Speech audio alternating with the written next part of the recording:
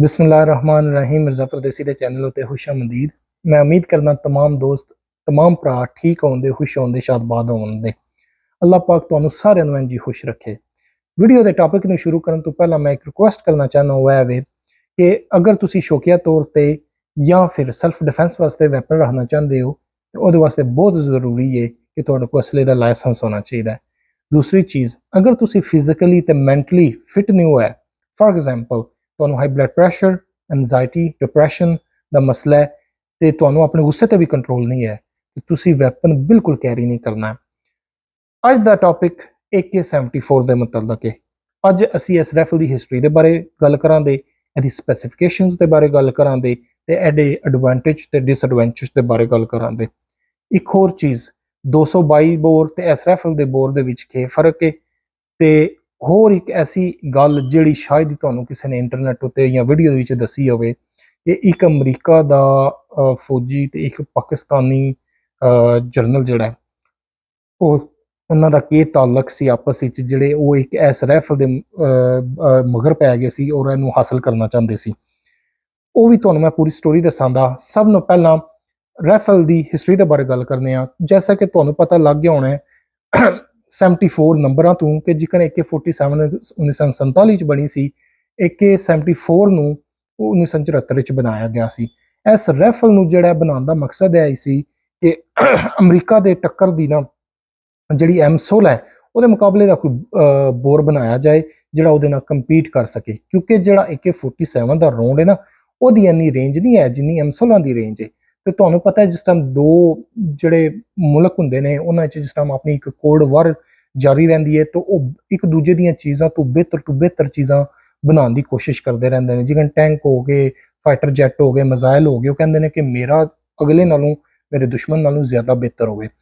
ਇਹ ਵੀ ਚਾਹੁੰਦੇ ਸੀ ਰਸ਼ੀਆ ਵਾਲੇ, ਸੋਵੀਅਤ ਯੂਨੀਅਨ ਵਾਲੇ ਕਿ ਸਾਡੇ ਕੋਲ ਵੀ ਇੱਕ ਇੰਜ ਦਾ ਬੋਰ ਹੋਵੇ ਜਿਹੜਾ M16 ਨਾਲੋਂ ਵੀ ਜ਼ਿਆਦਾ ਵਧੀਆ ਹੋਵੇ। ਉਹਨਾਂ ਆਪਣੀ ਪੂਰੀ ਕੋਸ਼ਿਸ਼ ਕੀਤੀ ਸੀ ਤੇ ऐसे प्रोजेक्ट नूं लैके दोबारा हिदमत हासिल की गई मिकाइल साहब दी, जिहड़े फाउंडिंग फादर है AK-47 दे। ते उन्हां नूं इह प्रोजेक्ट दिता जांदा है ते ओह एक नया कैलीबर लैके आउंदे ने जिन्हों 5.45x39 कहा जाता है। इहदे विच ते 7.62x39 जिहड़ा क्लैशनकोफ दा कैलीबर है, इन्हां दोवां विच ढेर सारा फर्क है। अच्छा, कई भरा गलत फहमी विच ना इहनूं 222 कह दिंदे ने। अच्छा, उन्होंने वास्ते इंफॉर्मेशन है वे कि जो 222 रेमिंगटन है ना वो अमेरिकन कैलीबर है ते जिहड़ा 5.45x39 है रशियन कैलीबर है। ते ਇਹ ਦੋਵੇਂ ਜਿਹੜੇ ਨੇ ਆਪਸ ਵਿੱਚ ਬਿਲਕੁਲ ਡਿਫਰੈਂਟ ਕੈਲੀਬਰ ਨੇ ਤੇ ਗਲਤੀ ਨਾਲ ਜਿਹੜੇ ਨੇ 5.45x39 ਨੂੰ ਜਿਹੜਾ AK-74 ਦਾ ਜੈਨੂਇਨ ਕੈਲੀਬਰ ਹੈ ਉਹਨੂੰ 222 ਜਿਹੜੇ ਨੇ ਕਈ ਸਮਝਦੇ ਰਹਿੰਦੇ ਨੇ। ਉਹਨਾਂ ਵਾਸਤੇ ਜਿਹੜਾ ਹੈ ਉਹ ਇਹ ਅਰਜ਼ ਹੈ ਕਿ ਇਹ ਟੋਟਲੀ डिफरेंट कैलीबर ने। जो 222 है ना वो और है ते जो 5.45x39 है यह और है। यह ज्यादा जो 5.45 है ना ममासलत रखता है 223 के नाल रलता मिलता है। तो जो 222 रेमिंगटन है ना वो थोड़ा और है, थोड़ा जिहा छोटा रोंड है। उन्होंने दी मैं तस्वीर ला दा तो तुसी आपे उन्होंने दोनों देख लियो। अच्छा, यह जो राइफल है ना जी वो बनाई जाती है M16 के मुकाबले के उत्ते ਤੇ ਇਹ ਜਿਹੜੀ ਇੱਕ ਰਾਈਫਲ ਲਾਂਚ ਕੀਤੀ ਜਾਂਦੀ ਹੈ 74 ਦੇ ਵਿੱਚ ਤੇ ਇਹਦਾ ਜਿਹੜਾ ਪਹਿਲਾ ਇਹਨੂੰ ਯੂਜ਼ ਜਿਹੜਾ ਕੀਤਾ ਜਾਂਦਾ ਹੈ ਉਹ ਕੀਤਾ ਜਾਂਦਾ ਹੈ ਅਫਗਾਨਿਸਤਾਨ ਦੀ ਜੰਗ ਦੇ ਵਿੱਚ, ਯਾਨੀ ਕਿ ਜਿਹੜੀ ਇਹ ਨਾ 1979 ਤੋਂ ਸ਼ੁਰੂ ਹੋਈ ਸੀ ਤੇ 1989 ਵਿੱਚ, ਯਾਨੀ ਕਿ 10 ਸਾਲ ਤਕਰੀਬਨ ਜਿਹੜੀ ਹੈ ਨਾ ਅਫਗਾਨਿਸਤਾਨ ਤੇ ਜਿਹੜਾ ਹਮਲਾ ਕੀਤਾ ਸੀ ਸੋਵੀਅਤ ਯੂਨੀਅਨ ਨੇ ਉਹ ਰਿਹਾ ਸੀ ਤਕਰੀਬਨ 10 ਸਾਲ ਤੇ ਉਹਦੇ ਵਿੱਚ ਪਹਿਲੀ ਦਫਾ ਰਾਈਫਲ ਇਸਤੇਮਾਲ ਕੀਤੀ ਗਈ ਤੇ ਇਹਨੂੰ ਅਪਰੂਵ ਹੁੰਦੇ ਆ ਮਿਲਟਰੀ ਵਾਸਤੇ ਤਕਰੀਬਨ 4-5 ਸਾਲ ਲੱਗ ਗਏ ਸੀ 74 ਤੋਂ ਲੈ ਕੇ 79 ਦੇ ਵਿੱਚ। ਤੇ ਡਿਜ਼ਾਈਨਰ ਵਗੈਰਾ ਦਾ ਵੀ ਤੁਹਾਨੂੰ ਦੱਸਦਾ ਹੈ ਮਿਕਾਇਲ ਸਾਹਿਬ, ਐਸੇ ਰਾਈਫਲ ਦੇ ਵੀ ਡਿਜ਼ਾਈਨਰ ਮਿਕਾਇਲ ਸਾਹਿਬ ਵੀ ਸੀ ਤੇ ਉਹਨਾਂ ਆਪਣਾ ਜਿਹੜਾ ਯਾਨੀ ਕਿ AK-47 ਦਾ ਆਪਰੇਟਿੰਗ ਸਿਸਟਮ ਸੀ ਉਹ ਜਿਹੜਾ ਲੌਂਗ ਸਟ੍ਰੋਕ ਪਿਸਟਨ ਉਹ ਹੀ ਚੁੱਕ ਗਏ ਐਸੇ ਰਾਈਫਲ ਨੂੰ ਦਿੱਤਾ, ਲੇਕਿਨ ਇਹਦਾ ਜਿਹੜਾ ਬੋਰ ਹੈ ਨਾ ਥੋੜਾ ਜਿਹਾ ਡਿਫਰੈਂਟ ਬਣਾਤਾ। ਅੱਛਾ, ਇਸ ਰਾਈਫਲ ਵਿੱਚ ਵੀ ਅੱਗੋਂ ਦੋ ਮਾਡਲ ਆਉਂਦੇ ਨੇ, ਇੱਕ ਆਉਂਦਾ AK-74, ਇੱਕ ਆਉਂਦਾ AK-74M। ਇਹ ਜਿਹੜਾ 74 ਹੈ ਨਾ ਇਹ 1974 ਤੋਂ ਲੈ ਕੇ 91 ਤੱਕ ਜਿਹੜਾ ਮੋਸਟ ਪਪੂਲਰ ਰਿਹਾ ਤੇ 91 ਦੇ ਵਿੱਚ ਜਿਹੜਾ ਇਹਨਾਂ ਆਪਣਾ ਲਾਂਚ ਕੀਤਾ ਨਾ AK-74M, ਠੀਕ ਹੈ, ਉਹ M ਇਸ ਗੱਲ ਲਾਇਆ ਉਹਨੂੰ ਮਾਡਰਨ ਕਿਹਾ ਜਾਂਦਾ ਹੈ, ਤੇ ਉਹ ਮਾਡਰਨ ਦੇ ਲਫ਼ਜ਼ ਨੂੰ ਨਾਲ ਲੈ ਕੇ ਇਹਨਾਂ ਨਾਲ ਐਮ ਲਾਤਾ ਕਿ ਜਿਹੜਾ ਲੇਟੈਸਟ ਮਾਡਲ ਹੈ ਨਾ AK74 ਦਾ, ਉਹ ਇਹ ਜਿਹੜਾ ਐਮ ਵਾਲਾ ਹੈ। ਇਹਦੇ ਵਿੱਚ ਤੇ ਪੁਰਾਣੇ ਵਾਲੀ 'ਚ ਥੋੜਾ ਡਿਫਰੈਂਟ ਹੈ ਵੇ ਕਿ ਜਿਹੜੀ 74 ਹੈ ਨਾ ਉਹਦਾ ਜਿਹੜਾ ਫਰਨੀਚਰ ਹੈ ਉਹ ਲੱਕੜੀ ਦਾ ਫਰਨੀਚਰ ਹੈ, ਬੱਟ ਸ਼ੱਟ ਤੇ ਅਗੂ ਜਿਹੜੀ ਉਹਦਾ ਹੈਂਡ ਗਾਰਡ ਵਗੈਰਾ ਹੁੰਦਾ ਉਹ ਲੱਕੜੀ ਦਾ ਬਣਿਆ, ਤੇ ਜਿਹੜੀ ਐਮ ਹੈ ਨਾ 74M ਉਹਦਾ ਜਿੰਨਾ ਵੀ ਸਮਾਨ ਹੈ ਉਹ ਪੋਲੀਮਰ ਦਾ ਬਣਿਆ, ਤੇ ਉਹਦੇ ਚ ਬਕਾਇਦਾ ਜਿਹੜੀ ਮੈਗਜ਼ੀਨ ਵੀ ਹੈ ਨਾ ਉਹ ਪੋਲੀਮਰ ਦੀ ਆਉਂਦੀ ਹੈ, ਤੇ ਜਿਹੜਾ ਬੱਟ ਸਟਾਕ ਵਗੈਰਾ ਹੈ ਉਹਦਾ ਫੋਲਡ ਤੁਸੀਂ ਕਰ ਸਕਦੇ ਹੋ 74M ਦਾ, ਤੇ ਉਹਦੇ ਵਿੱਚ ਹੋਰ ਜਿਹੜਾ ਫਲੈਸ਼ ਹੈਡਰ ਵਗੈਰਾ ਨੇ ਉਹ ਵੀ ਉਹਨਾਂ ਇੰਪਰੂਵ ਕਰਕੇ ਲਾਏ ਨੇ, ਤੇ ਨਾਲ ਜਿਹੜੀ ਮੇਨ ਚੀਜ਼ ਉਹਨਾਂ ਦਿੱਤੀ ਹੈ ਉਹ AK74M ਦੀ ਜਿਹੜੀ ਬਾਡੀ ਹੈ ਨਾ ਉਹਦੇ ਨਾਲ ਉਹਨਾਂ ਇੱਕ ਰੇਲਿੰਗ ਦਿੱਤੀ ਹੈ ਜਿਹਦੇ ਉੱਤੇ ਤੁਸੀਂ ਆਪਣੀ ਮਾਊਂਟ ਲਾ ਸਕਦੇ ਹੋ ਸਕੋਪ ਵਗੈਰਾ ਵਾਸਤੇ, ਤੇ ਜਿਹੜੀ ਹੈ ਨਾ 74 ਉਹਦੇ ਚੋਂ ਮਾਊਂਟ ਵਗੈਰਾ ਨਹੀਂ ਲੱਗਦੀ, ਨਾ ਹੀ ਉਹਦਾ ਕੋਈ ਬੱਟ ਸ਼ੱਟ ਹੈ ਜਿਹੜਾ ਉਹ ਫੋਲਡ ਵਗੈਰਾ ਹੋ ਸਕਦਾ ਸਾਈਡ ਤੇ। ਰਾਈਫਲ ਜਿਹੜੀ ਹੈ ਨਾ ਉਹ ਉਹਦੀ ਅਗੋਂ ਸਪੈਸੀਫਿਕੇਸ਼ਨ ਉੱਤੇ ਗੱਲ ਕਰ ਲੈਂਦੇ ਆ। ਇਹ ਜਿਹੜਾ ਨਾ ਰੌਂਡ ਇਹ ਮਮਾਸਲਰ ਰੱਖਦਾ ਹੈ 5.45 ਜਿਹੜਾ 39 ਹੈ ਨਾ 223 ਦੇ ਮੁਕਾਬਲੇ ਦਾ ਰੌਂਡ ਹੈ, ਤੇ ਇਹਦੀ ਜਿਹੜੀ ਅਗੋਂ ਗਨ ਦੀ ਲੈਂਥ ਆ ਜਾਂਦੀ ਹੈ ਨਾ ਉਹ ਤਕਰੀਬਨ ਆ ਜਾਂਦੀ ਹੈ 37 ਇੰਚ, ਤੇ ਜਿਸ ਟਾਈਮ 74 ਦਾ M ਦਾ ਜਿਹੜਾ ਬੱਟ ਫੋਲਡ ਤੁਸੀਂ ਕਰਦੇ ਹੋ ਉਹ ਘਟ ਗਏ, ਉਹਦੀ ਜਿਹੜੀ ਲੈਂਥ ਹੋ ਜਾਂਦੀ ਹੈ ਨਾ ਉਹ ਤਕਰੀਬਨ 27 ਇੰਚ ਦੀ ਆ ਜਾਂਦੀ ਹੈ, ਯਾਨੀ ਕਿ ਕਾਫੀ ਛੋਟੀ ਰਾਈਫਲ ਬਣ ਜਾਂਦੀ ਹੈ, ਤੇ ਇਹਦਾ ਜਿਹੜਾ ਰੇਟ ਆਫ ਫਾਇਰ ਹੈ ਨਾ ਉਹ ਤਕਰੀਬਨ ਤੁਹਾਨੂੰ 650 ਰਾਉਂਡ ਪਰ ਮਿੰਟ ਦਾ ਦੇ ਜਾਂਦਾ, ਯਾਨੀ ਕਿ AK47 ਨਾਲੋਂ ਜ਼ਿਆਦਾ ਇਹਦਾ ਜਿਹੜਾ ਰੇਟ ਆਫ ਫਾਇਰ ਹੈ, ਤੇ ਅੱਗੋਂ ਇਹਦੀ ਜਿਹੜੀ ਰੇਂਜ ਆ ਜਾਂਦੀ ਹੈ ਉਹ ਆ ਜਾਂਦੀ ਤਕਰੀਬਨ 500 ਤੋਂ ਲੈ ਕੇ 800 ਮੀਟਰ ਤੱਕ, ਯਾਨੀ ਕਿ AK47 ਦੇ ਰੌਂਡ ਨਾਲੋਂ ਜ਼ਿਆਦਾ ਹੈ, ਬਹੁਤ ਡਬਲ ਹੈ ਉਹਦੇ ਨਾਲੋਂ ਇੰਪਰੂਵ ਵਰਜਨ ਹੈ ਇਹ ਜਿਹੜਾ 74 ਨੇ AK47 ਦਾ, 500 ਤੋਂ ਲੈ ਕੇ 800 ਤੱਕ ਇਹਦੀ ਇਫੈਕਟਿਵ ਰੇਂਜ ਜਿਹੜੀ ਆ ਜਾਂਦੀ ਹੈ। ਤੇ ਦੂਸਰੀ ਚੀਜ਼ ਇੱਕ ਹੋਰ ਕਿ ਇਹਦੀ ਜਿਹੜਾ ਗੋਲੀ ਹੈ ਉਹਦੀ ਜਿਹੜੀ ਵੈਲੋਸਿਟੀ ਹੈ ਉਹ ਤਕਰੀਬਨ ਜਿਹੜੀ ਹੈ 2900 ਤੋਂ ਲੈ ਕੇ 3000 ਫੁੱਟ ਪਰ ਸੈਕਿੰਡ ਦੀ ਵੈਲੋਸਿਟੀ ਜਿਹੜੀ ਹੈ ਉਹ ਤੁਹਾਨੂੰ ਦਿੰਦੀ ਹੈ, ਹੱਤਾ ਕਿ ਜਿਹੜੀ AK47 ਦਾ ਰੌਂਡ ਹੈ ਨਾ ਉਹ ਇਹਦੇ ਨਾਲੋਂ ਢੇਰ ਘੱਟ ਹੈ, ਉਹ ਤਕਰੀਬਨ ਤੁਹਾਨੂੰ 2300-2400 ਤੱਕ ਦਿੰਦਾ ਵੈਲੋਸਿਟੀ।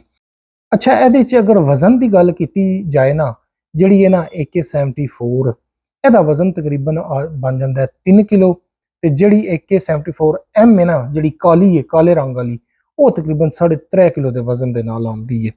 ਤੇ ਅਗਰ ਇਹਨਾਂ ਦੇ ਐਡਵਾਂਟੇਜ ਤੇ ਡਿਸਐਡਵਾਂਟੇਜ ਦੀ ਗੱਲ ਕੀਤੀ ਜਾਏ ਨਾ, ਤੇ ਇਹ ਜਿਹੜੀ ਰਾਈਫਲ ਹੈ ਨਾ AK47 ਨਾਲੋਂ ਬਹੁਤ ਬਿਹਤਰ ਰਾਈਫਲ ਹੈ।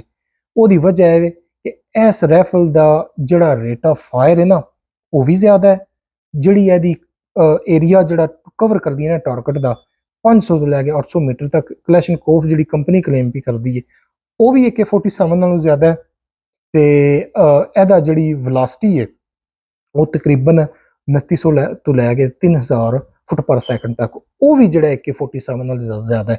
AK47 ਦਾ ਜਿਹੜਾ ਰੌਂਡ ਹੈ ਉਹਦੀ ਵੈਲੋਸਿਟੀ ਤਕਰੀਬਨ 2300 ਤੋਂ 2400 ਫੁੱਟ ਪਰ ਸੈਕਿੰਡ ਤੱਕ ਹੈ, ਤੇ ਇਹਨਾਂ ਤਿੰਨਾਂ ਚੀਜ਼ਾਂ ਵਿੱਚੋਂ ਨਾ ਇਹ ਜਿਹੜਾ ਮਾਡਲ ਹੈ ਕਲੈਸ਼ਨਕੋਫ ਦਾ ਉਹ ਬਿਹਤਰ ਹੈ 47 ਨਾਲੋਂ। ਤੇ ਇਹ ਵੈਪਨ ਨੂੰ ਅਗਰ ਕਿਸ ਕੈਟਾਗਰੀ ਵਿੱਚ ਰੱਖਿਆ ਜਾਏ ਨਾ ਇਹ ਕਲੋਜ਼, ਮੀਡੀਅਮ ਤੇ ਲੌਂਗ ਰੇਂਜ ਦੀ ਸ਼ੂਟਿੰਗ ਦੀ ਕੈਟਾਗਰੀ ਚ ਆਉਂਦੀ ਹੈ। AK47 ਹੈ ਨਾ ਜਿਹੜੀ ਹੈ ਕਲੋਜ਼ ਤੇ ਮੀਡੀਅਮ ਰੇਂਜ ਦੀ ਕੈਟਾਗਰੀ ਵਿੱਚ ਆਉਂਦੀ ਹੈ। ਅੱਗੋਂ ਜਿਹੜਾ ਨਾ ਗੱਲ ਉੱਥੇ ਹੀ ਆ ਜਾਂਦੀ ਹੈ ਕਿ ਇਹਦਾ ਜਿਹੜਾ ਪਲੇਟਫਾਰਮ ਹੈ ਨਾ ਆਪਰੇਟਿੰਗ ਸਿਸਟਮ ਜਿਹਨੂੰ ਅਸੀਂ ਕਹਿੰਦੇ ਹਾਂ ਇਹ ਉਹ ਹੀ ਹੈ ਜਿਹੜਾ AK47 ਦਾ ਹੈ, ਯਾਨੀ ਕਿ ਲੌਂਗ ਸਟ੍ਰੋਕ ਪਿਸਟਨ। ਮੈਂ ਤੁਹਾਨੂੰ ਦੱਸਣਾ ਜਿਸ ਟਾਈਮ ਪਿਸਟਨ ਵਗੈਰਾ ਉਹ ਹਿਲਦਾ ਹੈ ਤੇ ਥੋੜੀ ਵਾਈਬ੍ਰੇਸ਼ਨ ਪੈਦਾ ਕਰਦਾ ਹੈ, ਤੇ ਗਨ ਜਿਹੜੀ ਹੈ ਥੋੜੀ ਜਿਹੀ ਹਿਲਦੀ ਹੈ ਤੇ ਰੀਕੋਇਲ ਪੈਦਾ ਕਰਦੀ ਹੈ। ਅੱਛਾ, ਤੇ ਜਿਹੜਾ ਇਹਦਾ ਡਿਸਐਡਵਾਂਟੇਜ ਹੈ ਨਾ ਉਹ ਤੁਸੀਂ ਆਪੇ ਆ ਵੀਡੀਓ ਵੇਖ ਲਓ।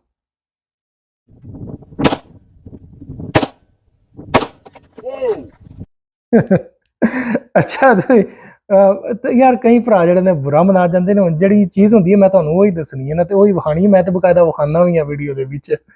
ਅੱਛਾ, ਚਲੋ ਮੈਂ ਆਹੀ ਗੱਲ ਕਰਨੇ ਆ ਤੇ ਵੀਡੀਓ ਜਿਹੜੀ ਉਹ ਖਤਮ ਕਰਨੇ ਆ। ਉਹ ਗੱਲ ਐ ਸੀ, ਮੈਂ ਤੁਹਾਨੂੰ ਸ਼ੁਰੂ 'ਚ ਦੱਸਿਆ ਸੀ ਕਿ ਮੈਂ ਤੁਹਾਨੂੰ ਇੱਕ ਗੱਲ ਦੱਸਾਂਦਾ ਕਿ ਇੱਕ ਅਮਰੀਕੀ ਫੌਜੀ ਤੇ ਇੱਕ ਪਾਕਿਸਤਾਨੀ ਜਰਨਲ ਜਿਹੜਾ ਇਸ ਮਾਡਲ ਦੇ ਪਿੱਛੇ ਕਿਉਂ ਪੈ ਗਿਆ ਸੀ। ਅੱਛਾ, ਤੁਹਾਨੂੰ ਪਤਾ ਹੈ ਜਿਹੜੀ ਅਫਗਾਨਿਸਤਾਨ ਦੀ ਵਾਰ ਸੀ ਉਹਦੇ 'ਚ ਪਾਕਿਸਤਾਨ ਨੇ ਭਰਪੂਰ ਸਾਥ ਦਿੱਤਾ ਸੀ ਪ੍ਰੋਕਸੀ ਲੜਨ ਦੇ ਵਿੱਚ, ਠੀਕ ਹੈ, ਤੇ ਜਿਹੜੇ ਲੜਨ ਵਾਲੇ ਅੰਦਰ ਸੀ ਨਾ ਉਹਨਾਂ ਇਹ ਜੰਗ ਲੜੀ ਸੀ। ਤੇ ਸਾਰਿਆਂ ਨਾਲੋਂ ਪਹਿਲਾਂ ਜਿਹੜੀ ਰਾਈਫਲ AK74 ਮਾਲੇ ਗਨੀਮਤ ਵਿੱਚ ਲੱਭੀ ਹੈ ਨਾ ਉਹਨਾਂ ਨੂੰ ਲੜਨ ਵਾਲਿਆਂ ਨੂੰ ਉੱਥੇ ਅਫਗਾਨਿਸਤਾਨ ਦੇ ਵਿੱਚ, ਉਹ ਜਿਹੜੀ ਉਹਨਾਂ ਸਾਂਭ ਲਈ ਸੀ। ਤੇ ਉਹਦਾ ਜਿਸ ਟਾਈਮ ਪਤਾ ਲੱਗਾ ਸੀ ਨਾ, ਜਿਹੜੇ ਸਾਡੇ ਜਰਨੈਲ ਜਿਹੜੇ ਨੇ ਉਹ ਪਠਾਨ ਬਣ ਕੇ ਉੱਥੇ ਜਾਂਦੇ ਸੀ, ਠੀਕ ਹੈ, ਫੌਤ ਹੋ ਗਏ ਨੇ, ਅੱਲਾ ਉਹਨਾਂ ਨੂੰ ਜੰਨਤ ਨਸੀਬ ਕਰੇ, ਤੁਹਾਨੂੰ ਸਮਝ ਆ ਗਈ ਹੋਣੀ ਹੈ। ਉਹਨਾਂ ਨੇ ਨਾ ਦੱਸਿਆ ਕਿ ਮਤਲਬ ਇੰਜ ਉਹਨਾਂ ਨੇ ਜਿਹੜੀ ਸਾਡੇ ਨਾਲ ਪਹਿਲਾਂ ਇੱਕ ਮਾਲੇ ਗਨੀਮਤ ਜਿਹੜਾ ਲੱਭਿਆ ਸੀ ਨਾ, ਉਹਨਾਂ ਸਾਂਭ ਕੇ ਰੱਖੇ ਆ। ਜਿਹੜਾ ਅਮਰੀਕੀ ਫੌਜੀ ਸੀ, ਅਮਰੀਕੀ ਮਤਲਬ ਜੋ ਵੀ ਫੌਜੀ ਸੀ, ਜਾਂ ਉਹ ਜਸੂਸ ਸੀ, ਜਾਂ ਜੋ ਵੀ ਸੀ ਬੰਦਾ, ਠੀਕ ਹੈ, ਸਫਾਰਤਖਾਨੇ ਦਾ ਸੀ ਜਾਂ ਜੋ ਵੀ ਸੀ, ਉਹਨੇ ਆਖਿਆ ਕਿ ਮੈਨੂੰ ਜਿਹੜਾ ਨਾ ਉਹ ਟਰਾਫੀ ਚਾਹੀਦੀ ਹੈ। ਠੀਕ ਹੈ, ਟਰਾਫੀ ਤੁਸੀਂ ਸਮਝਦੇ ਹੋ ਕਿਹਨੂੰ ਆਖੀਦਾ? ਜਿਹੜਾ ਸ਼ਿਕਾਰੀ ਸ਼ਿਕਾਰ ਕਰਦਾ ਨਾ, ਤੁਹਾਨੂੰ ਪਤਾ ਹੈ, ਉਹ ਆਪਣੇ ਹਰਨ ਦਾ ਜਾਂ ਉਸ ਜਾਨਵਰ ਦਾ ਜਿਹੜਾ ਮੂੰਹ ਹੁੰਦਾ ਉਹਨੂੰ ਹਨੂਤ ਕਰਵਾ ਕੇ ਕੰਨ ਤੇ ਲਾਉਂਦਾ ਹੈ। ਠੀਕ ਹੈ, ਤੇ ਤੁਹਾਨੂੰ ਪਤਾ ਹੈ ਲੜਾਈ ਅਮਰੀਕਾ ਦੀ ਤੇ ਰਸ਼ੀਆ ਦੀ ਲੜਾਈ ਸੀ। ਅਮਰੀਕਾ ਨੇ ਸਾਰਾ ਪੈਸਾ ਲਾਇਆ ਸੀ, ਪਾਕਿਸਤਾਨ ਨੇ ਹੈਲਪ ਕੀਤੀ ਸੀ। ਲੜਨ ਵਾਲੇ ਜਿਹੜੇ ਨੇ ਉਹ ਉਹਨਾਂ ਲੜੀ ਜਹਾਦ ਕਹਿ ਕੇ ਜਾਂ ਜੋ ਵੀ ਕਹਿ ਕੇ ਉਸ ਟਾਈਮ ਜੰਗ ਲੜੀ ਸੀ, ਤੇ ਪਾਕਿਸਤਾਨ ਨੇ ਭਰਪੂਰ ਸਾਥ ਦਿੱਤਾ ਸੀ। ਅੱਛਾ, ਜਿਹੜਾ ਨਾ ਉਹ ਬੰਦਾ ਜਿਹੜਾ ਸੀ ਪਾਕਿਸਤਾਨੀ, ਠੀਕ ਹੈ, ਉਹ ਗਿਆ ਤੇ ਉਹਨੇ ਨਾ ਉਹ ਜਿਹੜਾ 74 ਸੀ ਨਾ, ਉਸ ਜਿਹੜੇ ਉੱਥੇ ਉਹ ਲੜਨ ਵਾਲੇ ਸੀ ਉਹਨਾਂ ਦਾ ਸਰਦਾਰ ਸੀ ਜਾਂ ਲੀਡਰ ਸੀ, ਉਹਦੇ ਕੋਲ ਉਹ ਲਿਆ ਮਾਡਲ ਤੇ ਲਿਆ ਕੇ ਨਾ ਉਹਨੂੰ ਦਿੱਤਾ, ਟਰਾਫੀ ਦਿੱਤੀ ਹੈ ਅਮਰੀਕੀ ਬੰਦੇ ਨੂੰ। ਠੀਕ ਹੈ, ਤੇ ਉਹ ਜਿਹੜਾ ਉਹ ਇੰਨਾ ਖੁਸ਼ ਹੋਇਆ। ਠੀਕ ਹੈ, ਇੱਕ ਟਰਾਫੀ ਹੈ ਨਾ, ਜ਼ਾਹਿਰ ਹੈ ਹਰਾ ਦਿੱਤੀ ਜੰਗ ਅਸੀਂ ਪਾਕਿਸਤਾਨ ਨੇ ਤੇ ਅਮਰੀਕਾ ਨੇ ਸੋਵੀਅਤ ਯੂਨੀਅਨ ਦਾ ਬੇੜਾ ਗਰਕ ਕਰਕੇ ਰਾਤਾ ਅਫਗਾਨਿਸਤਾਨ ਦੇ ਵਿੱਚ। ਉਸ ਟਾਈਮ ਉਹਨੇ ਮਾਡਲ 74 ਲਿਆ ਕੇ ਦਿੱਤਾ ਨਾ, ਰਾਈਫਲ ਦਾ, ਐਜ਼ ਅ ਟਰਾਫੀ। ਉਹਨੇ ਇਨਾਮ ਦੇ ਤੌਰ ਤੇ $5000 ਜਿਹੜਾ ਨਾ ਉਸ ਪਾਕਿਸਤਾਨੀ ਜਨਰਲ ਨੂੰ ਇਨਾਮ ਦੇ ਤੌਰ ਤੇ ਦਿੱਤੇ ਕਿ ਸਾਡੀ ਜਿਹੜੀ ਟਰਾਫੀ ਹੈ ਨਾ, ਇਹ ਤੂੰ ਲਿਆ ਕੇ ਦਿੱਤੀ ਹੈ ਸਾਨੂੰ। ਤੇ ਉਹ ਜਿਹੜੀ ਗਨ ਹੈ ਨਾ, ਅੱਜ ਵੀ ਅਮਰੀਕਾ ਦੇ ਵਿੱਚ ਐਜ਼ ਅ ਟਰਾਫੀ, ਠੀਕ ਹੈ, ਉਸ ਜੰਗ ਦੀ ਟਰਾਫੀ AK-74 ਅਮਰੀਕਾ ਦੇ ਵਿੱਚ ਮੌਜੂਦ ਹੈ। ਉਮੀਦ ਕਰਨਾ ਤਮਾਮ ਭਰਾ ਜਿਹੜੇ ਨੇ ਉਹਨਾਂ ਨੂੰ ਇਹ ਵੀਡੀਓ ਪਸੰਦ ਆਈ ਹੋਵੇਗੀ। ਅਗਲੀ ਵੀਡੀਓ ਤੱਕ ਮਿਰਜ਼ਾ ਪ੍ਰਦੇਸ਼ ਨੂੰ ਇਜਾਜ਼ਤ ਦਿਓ। ਅੱਲਾ ਹਾਫਿਜ਼।